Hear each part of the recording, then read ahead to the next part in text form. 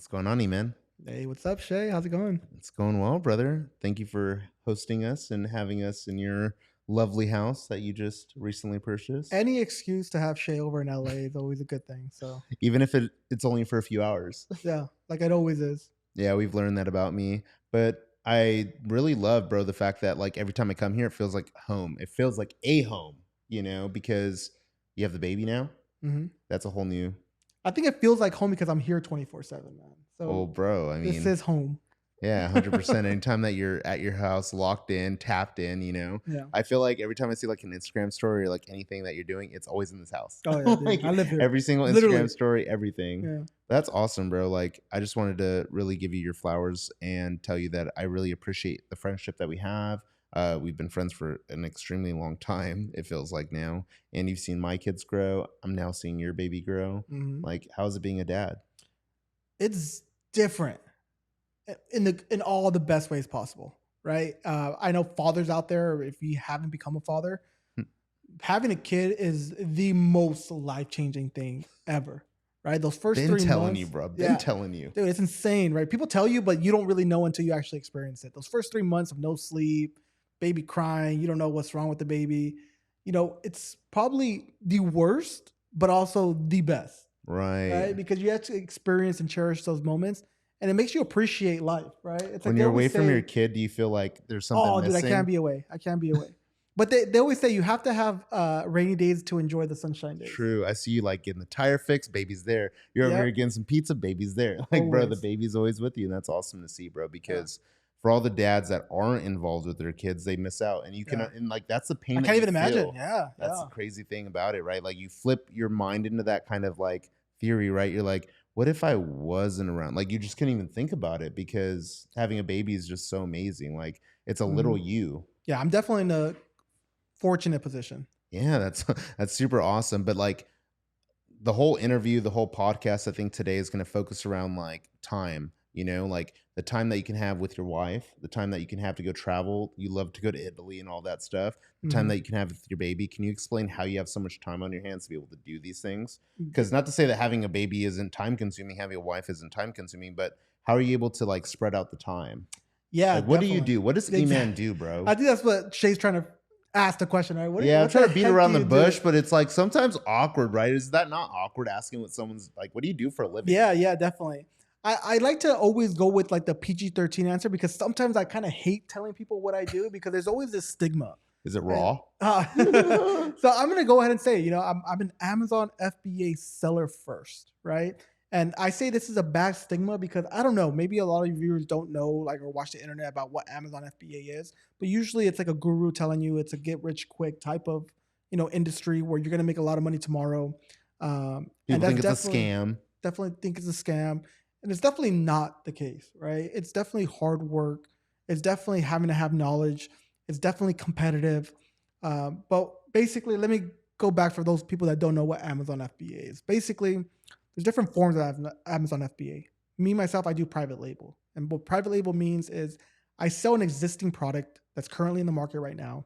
I try to market it and brand it in a way where now it is my product with my brand name on it. I get these products manufactured in China or any other country that does manufacturing. Once it's done, it gets shipped to an Amazon FBA fulfillment center. And from there, I don't touch anything. I leverage Amazon to do all the work for me, which is pick, pack, warehouse. And whenever I advertise my products to be sold on Amazon, somebody purchases that product, Amazon ships it to their house, handles any returns.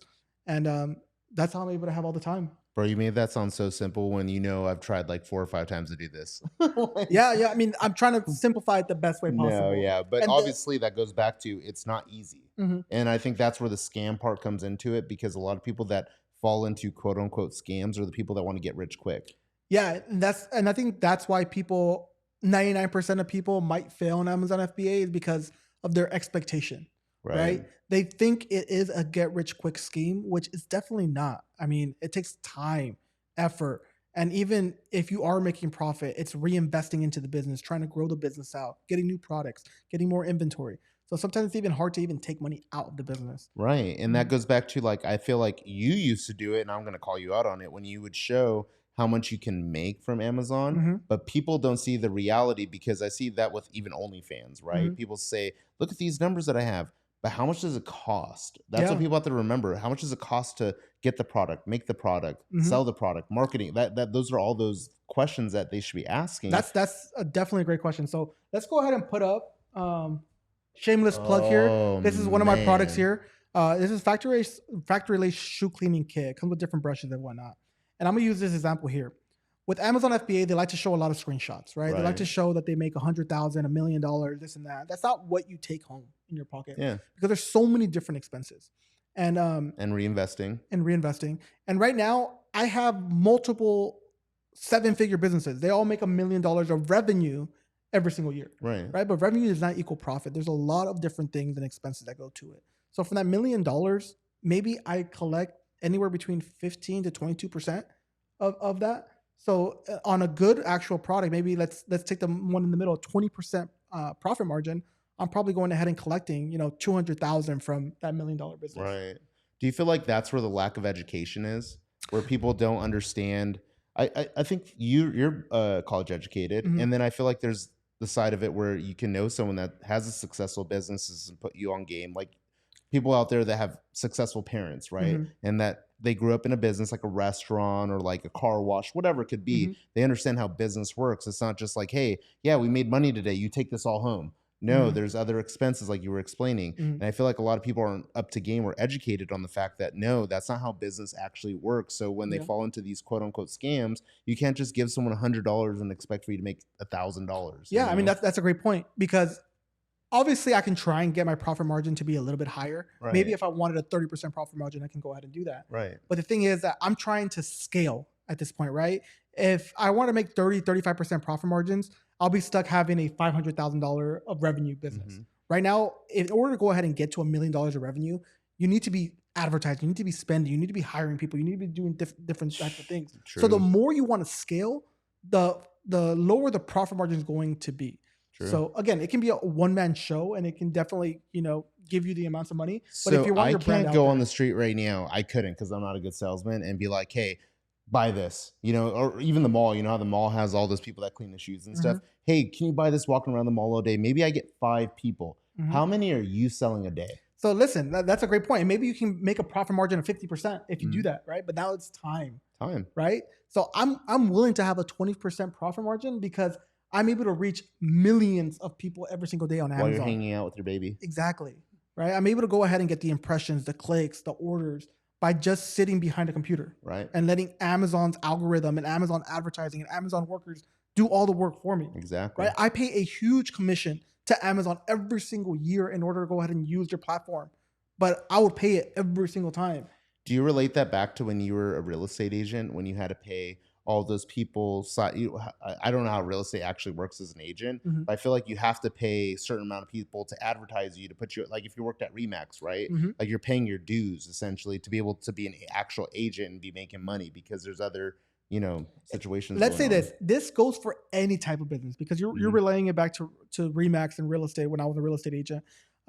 If you want to be a successful real estate agent, you need to pay for leads as well. You have to go on Paying for Zillow, you have leads. to go on Realtor.com, you have to go on different sites like Redfin and pay to get these leads. If you're not Mhm. doing it from those sites, you're getting it somewhere else, mailers, phone calls. You have to have software systems to go ahead and have a robo dialer, Right. right? You're always gonna have to spend money in order to make money, right? Because at the end of the day, it's how many people can you reach, and based on that, that's how much you have the opportunity to make a sale. Right.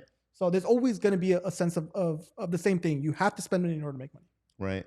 How many people, and this is going to go off to the side a little bit, how many people from like high school, college, see how well you're doing and reach out and ask questions, but they never fall through? The thing is, I have to do a better Don't job. mention me. No, I have to do a better job of posting it more, because right now I like to have like my little bubble of, I do have a YouTube channel, and those people are primarily people that are interested in Amazon FBA. Right. I try to keep my life as personal more as possible, especially Mhm. nowadays that I have a family, and I don't have to prove anything to anyone. Right. I don't have to show these screenshots. I'm not out here going ahead and pitching my course or anything like that, in the sense of me needing extra money outside of whatever I Yeah. currently have. Right. So I would say when I was posting more, people did go ahead and follow through and create Amazon FBA businesses. I have, Kevin over here. I have Roy over here. I have other Yeah. people as well. You put a that, lot of you people know- on game. No, and that's the thing. I didn't put anybody on game. They did it themselves, right? At the end of the day, But I feel like 99%. you did the legwork though. And that's no diss towards anyone not putting in Mhm, the work. I'm just saying that like they saw someone that's close to home mhm, actually do it. Like you were the first person to go out there, take the gunshot with. I saw, bro, from mhm, years ago, you were like, shit, like this one's not doing that well. That one's doing better than this one. Like mhm. the stuff that keeps you up at night, you were dealing with that, and you can come back and tell all these people this is what you should do, this is what you should not do. Yeah, man, I like to say I this call you story. all the time, Yeah, I bro. remember that. You do something long enough, you're gonna start making money. Yeah, That's what, because 100%. you're gonna learn, even in your jobs, right? Like if you have a Mhm. sales job, you stick to it long enough. If you go to school to become a doctor, you do it long enough, eventually you're gonna make money because you're Yeah. gonna learn what other people do, and you can go ahead and learn from even your own mistakes, Yeah. right? So yeah, I dealt with all that stuff here, and maybe I'm being naive or anything like that, but I just feel like anybody that sticks it long enough, you're gonna end up making money. But the thing is that with Amazon, sometimes you don't know what you don't know, and people that started Amazon FBA based on like showing my stories of close friends, I just showed them a blueprint. Yeah. I didn't go ahead and put a gun to their head and tell them to do Amazon FBA. Oh, yeah, They no decided to way. do it. I Mhm. mean, for me, my experience with Amazon, I think it goes back to what you just said. I didn't put in the time, the energy, the effort. I would call you and try to get the shortcut. I'd be Yeah. like, "Hey, dude, so I just got the WhatsApp app, and I just downloaded it. I'm now talking to someone from China. The hours are all weird. I don't know. They're messaging me at night. I'm, trying to figure out all that stuff. Mhm. And then I think I was even telling you, like, man, I don't know. They want me to design this label. What was the issue? UPC Yeah, codes and die yeah, all lines that and stuff that's easy and stuff I can mhm, clearly do my research on, but I was reliant on you to like give me like the answers. mhm. And I'm gonna honestly say I was a victim of falling into the laziness of not being able to launch a successful Yeah. Amazon FBA, because it goes back to what you were saying earlier. You have to put time, you have to put the energy in, you have to want it. Yeah, I I didn't mean want it bad enough. that's the good thing and the bad thing about Amazon FBA because sometimes I'm reluctant to like pitch my course because there's always the stigma with Yeah, Amazon FBA. You're a course seller, you're a guru, this and that. yeah, But at the same time, there's a blueprint, yeah, right?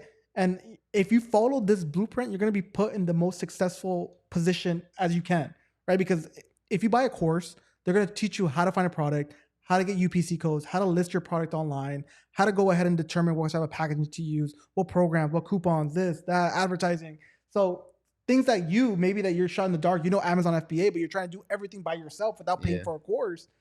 Sometimes you end up losing so much money, and then you're the individual who calls Amazon FBA a Oh, scam. bro, I I'm can't not tell saying you how many you. samples I have at my house that were not successful. Yeah, It didn't go anything further than a sample, and then I have tons of WhatsApp apps yeah, messages.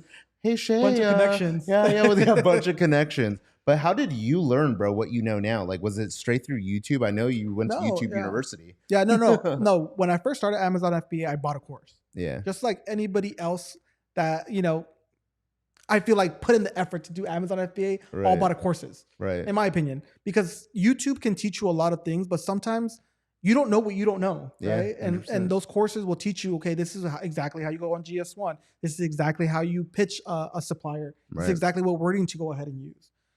So yeah, definitely. I definitely bought a course when I first got started. Do you feel like YouTube's helpful though?